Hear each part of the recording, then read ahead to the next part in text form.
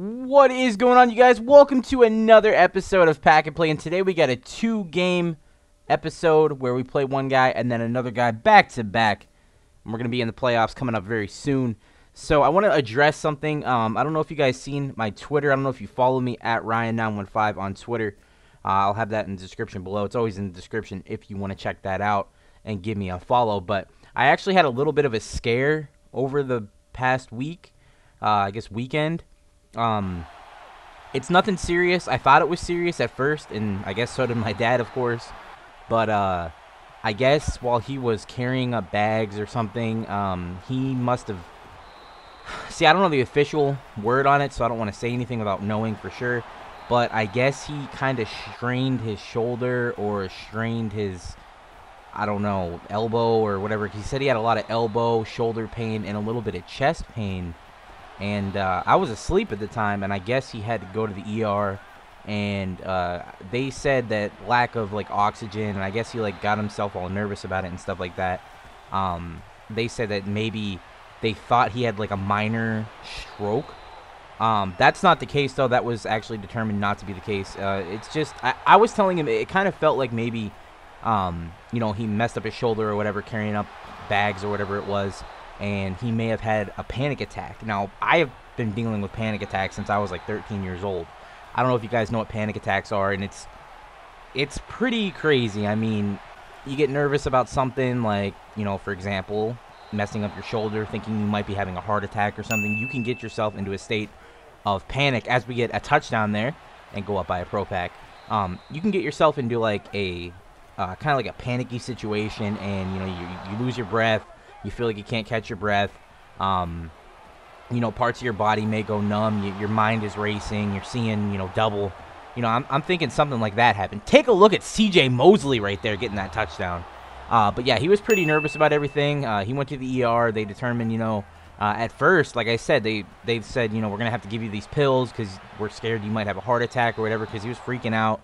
And they said that he may have had a minor stroke. But they did confirm that that was not the case, and you know, they're still trying to figure out. He's going to go ahead and do a test to see if there's any like blockage or anything in his arteries or whatever. But he's perfectly fine now. I mean, he says he feels absolutely 100% normal. And you know, the other day he was kind of freaking out about it. But yeah, that's pretty much why I haven't had a video this week, this weekend. I keep saying this week, but Saturday and Sunday. I was just sitting around with him watching some TV, making sure he was okay, and you know, we're just talking about the Cavs and Warriors series coming up, and you know, he's good. He went back to work today, and everything is fine. Thank God. That was a really, really scary experience. I mean, I woke up and I'm like, where in the world? Why is my dad's work bag here?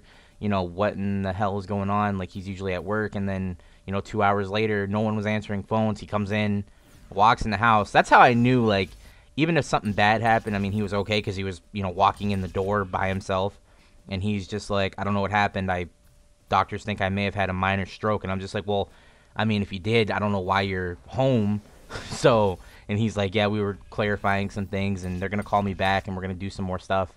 So, thankfully, everything is okay, and now we can go ahead. Since that was like a short game right there, we beat the guy up pretty bad, 14-0. He quit. There was the packs for that game. We're going to go ahead and talk about this game right here. So, he has Dan Marino, Shannon Sharp, Andrew Whitworth, Brandon Schreff. Moving ahead here, Kelvin Benjamin. I was looking at his wide receivers again. I was making sure no one was like super tall, and of course, Kelvin Benjamin is there. So we should expect a little bit of deep throws, a little bit of maybe some face catching and stuff like that, but nothing, you know, too serious that we can't handle, hopefully.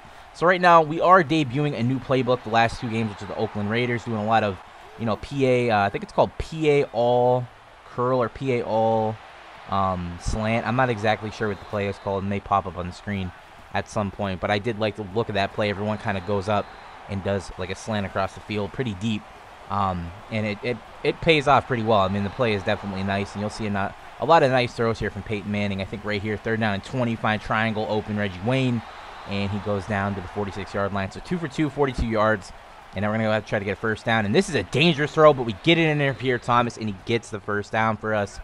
So very, like I said, very dangerous throw, but we were able to get it in there for the first down, and that's, you know, nice right there. 2nd down and 7.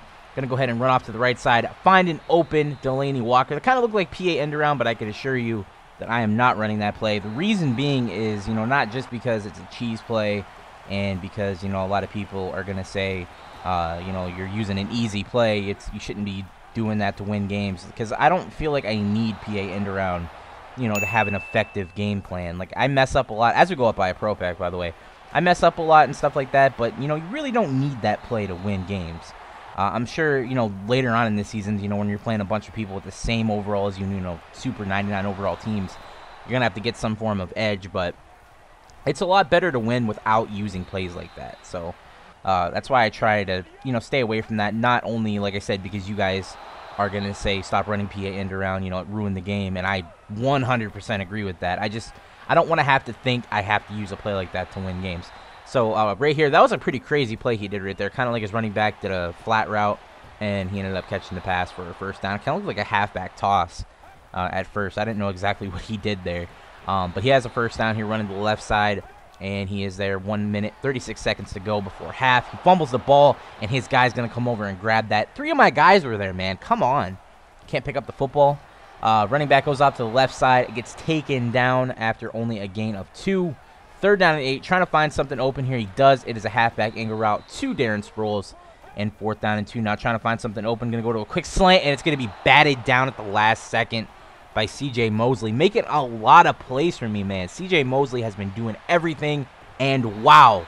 Bounces off the guy's helmet. Intercepted by Byron Maxwell. The immaculate interception. If you guys remember Franco Harris's catch for the Steelers, the immaculate reception. That's pretty much what it looked like right there.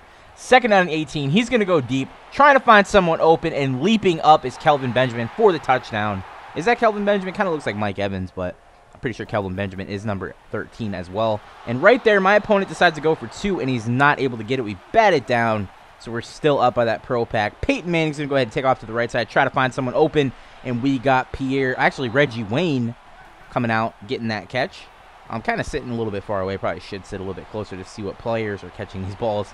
Reggie Wayne again down the sideline, and he gets the first down with 7 seconds to go. We're trying to find someone open here in the back of the end zone, something to get a touchdown. We need to pass the ball, though, and we end up throwing it, and it gets batted down there with 1 second left. Almost intercepted. Could have been a terrible decision by me to make that throw, which it kind of was still, you know.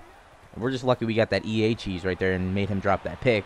But moving ahead here, 3rd quarter, he's going to go deep, not able to find his receiver open.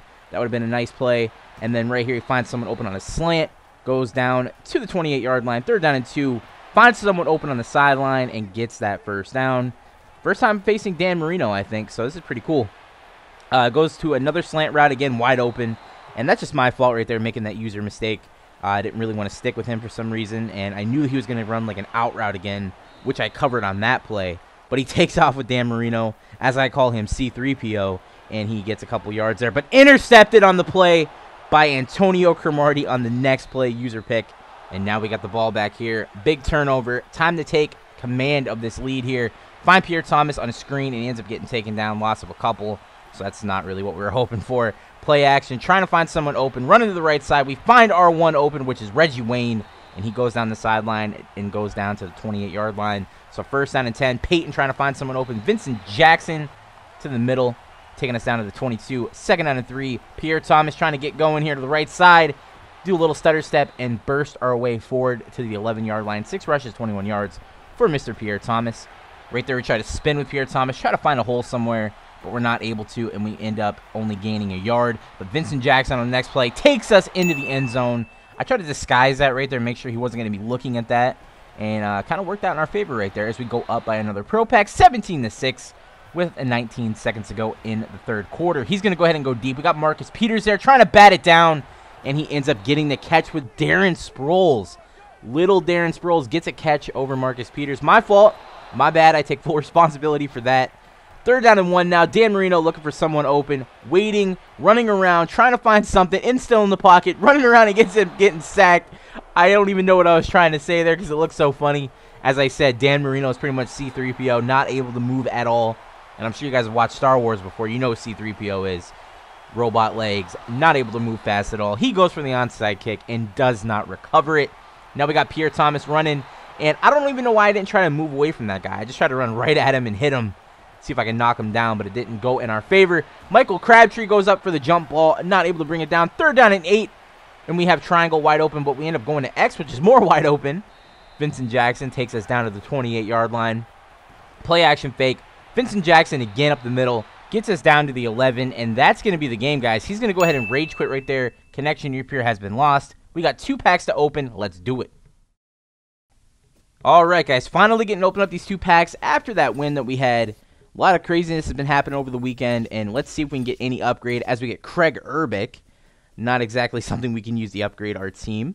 CJ Mosley was the last big-time upgrade we had out of a pack, and it is getting rather hard to do this. So next pack here, last pack of the opening, and we get ourselves a Shane Vereen.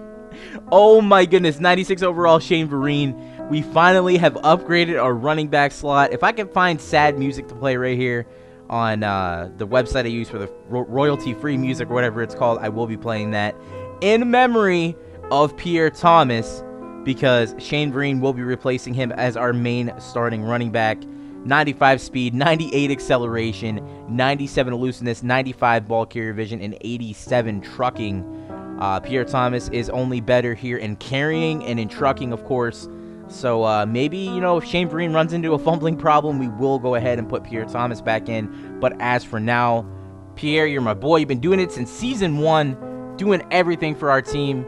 And you're going to have to take a little bit of a backseat now for Shane Vereen, and I think it's going to be all right. So, guys, go ahead and give it a like if you enjoyed. Subscribe if you're new. Give it a like for Shane Vereen, and I'll catch you guys in tomorrow's episode. We start the playoffs. Peace.